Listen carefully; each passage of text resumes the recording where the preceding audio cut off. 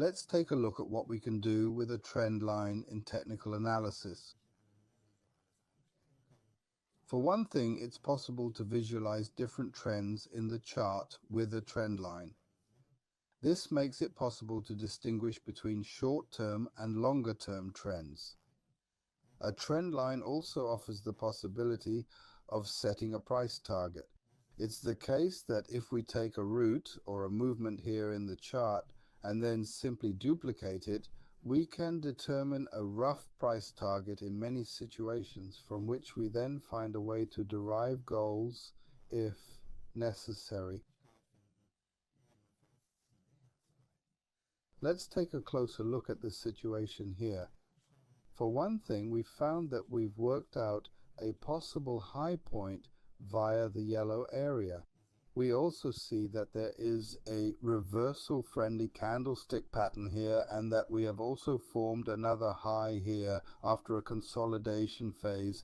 How can we proceed here now? Firstly, we can wait for the short-term trend break with the trend line here, then enter the market action, and if necessary, trade up to the overarching trend here.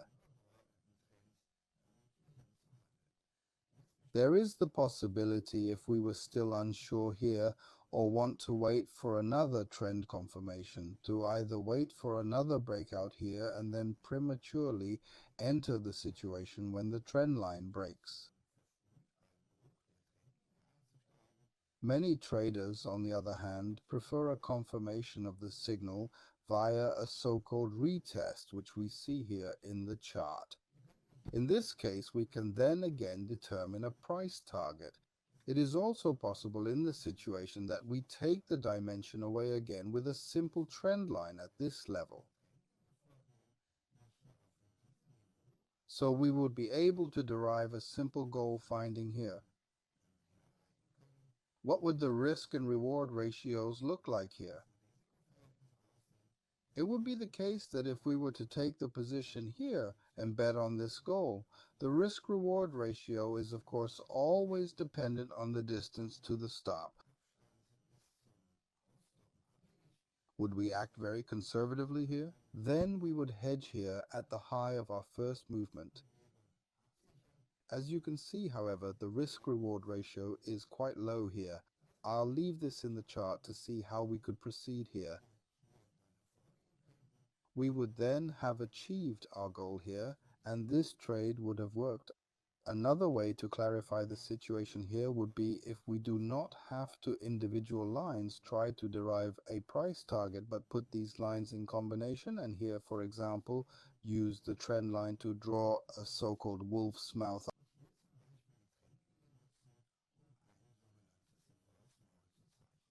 I will draw the situation here. We have to look for a high point for this, which we would like to call pattern point 1 here. And such a wolf's mouth would consist of 5 points. For visualization, here are the numbers above. The signal line would be drawn from point 1 with the trend line above point 3. The signal would come about after we see a breakthrough here. Be careful here. On the upside at a high level, one could also assume a breakout here. So in this case, it's a false breakout. The signaling here would come about with the penetration and closing of the candle below this yellow signal line. Through this technique or through this pattern, it is possible to make a simple price target determination, which we would draw here from pattern point 1 over this pattern point 4. So we would have then reached our goal down here. How can we now make our entry more precise up here with further means of chart analysis? After we have just seen the track erosion here with the simple trend line, we would now like to exploit further technical possibilities. We will put a so-called ABCD pattern in the chart here, which I will explain to you here in a moment. An ABCD pattern is a combination of pattern points that must be in specific ratios. You may have seen this tool before, and you may be confused, like many traders, about these numbers that are displayed here between these pattern points.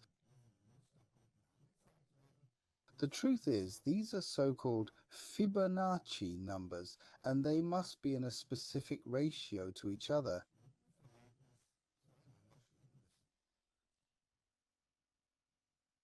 We can see that here, for example, the point C has run back to the 78 Fibonacci.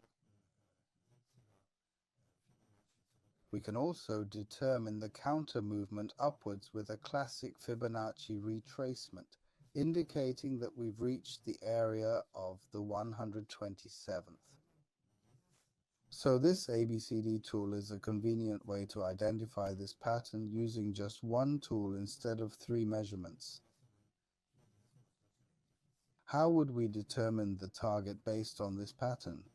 We use a Fibonacci retracement to do this, which we then apply here. It's the case that these patterns have various approaches.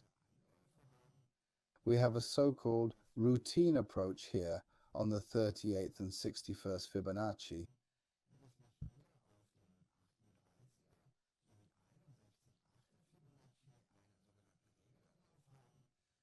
But we also have the opportunity, if this level is broken, to reach the rebound down here.